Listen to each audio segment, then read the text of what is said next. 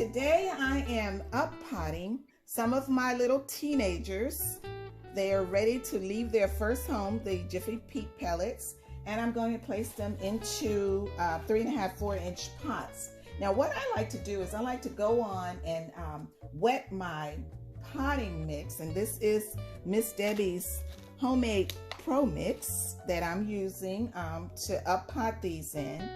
And I like to go on and wet it because it has wicking agents in it. When I bottom water, it allows it to wick up in my pots without any issues. So I just take off there are 2 little leaves on most of them, and I snip those off, and I've already taken it off of this one. And I'm growing them in the peat pellets, and you see all those beautiful roots that are coming out. Now, years ago when I used Jiffy peat pellets, I would remove all of the little outside covering because I noticed that the roots would not come out. But this version, I think they've really improved them. So I'm leaving them on, and I'm having great success. So I stick that down in there, and then I just add more potting mix around it, and I'll firm it in nicely.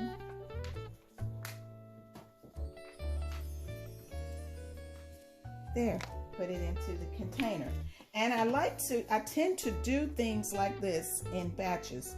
I cook in batches, I sow in batches, and for years I've been batch sowing and didn't even know that it was called batch sowing. Well, at home at Cherie's Alchemy is where I learned that. Now, today, let me tell you a little bit about the tomato that we're growing. This is the Seeds of Change 100% certified organic red cherry tomato. Now, tomatoes are very easy to grow, I've found. This particular tomato is a tender annual. It can grow up to 6 feet, and it will give you plants that are 1.5 ounces, the fruit.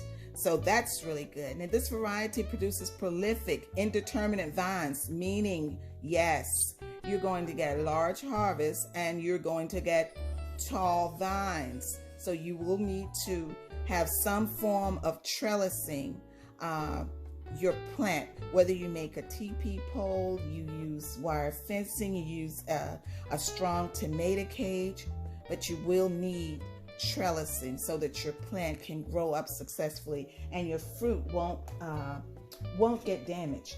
Okay, so I'm going to move right along so that we can go on and get these in. But normally it doesn't take that long at all when you're up potting your plants. You just want to be as gentle as possible with them, and I put them in the tray so that I can bottom water. I remember growing up, we grew a lot of tomatoes in our home garden, and my mom would water bath can so many different tomato things, items, and we always love eating the tomatoes straight from the garden. And I mean, it's nothing like a wonderful juicy tomato. But my husband, he aka Harvester, he loves to just pick them and eat them out in the garden. It's a fantastic snack, and if you have children, cherry tomatoes are a wonderful first fruit for them to grow. If they're going to grow a garden, and they could help and be so encouraged, especially going out to harvest. Now this one has 2 seeds in it, so I'm going to try to gently just pull that off to try not to disturb too many of the roots, so that I can try to separate it. And you don't have to do this. Friends, I hate losing a seedling. I love to keep all of them, and that's not good, because that can cause you some serious concerns when you get out into your space where you're going to be growing things, and you're like, okay, where am I going to put all these plants? Where am I going to put all these tomatoes? Well, guess what? It comes in because you can share some with your neighbors. Me here on my urban farm, I have a spring plant sale. So I grow a lot of plants, and I'm looking forward to that coming up soon. Now, you always want to remember, after you pot your plants, that you place your label. On my label, I always have the name of the item, the date that it was sown. This was sown on January the 3rd, and the name of the company is Seeds of Change, and it's 70 days to harvest. Now, I want to show you something. This tomato was sown on January 6th, and you may say, well, Miss Debbie, it is so much bigger than the one that was sown on January 3rd. It's the same tomato. And this has Miss Debbie's Pro Mix. That's what it's growing in. I like to put on the label what I'm growing in. Well, the secret is this. If I want to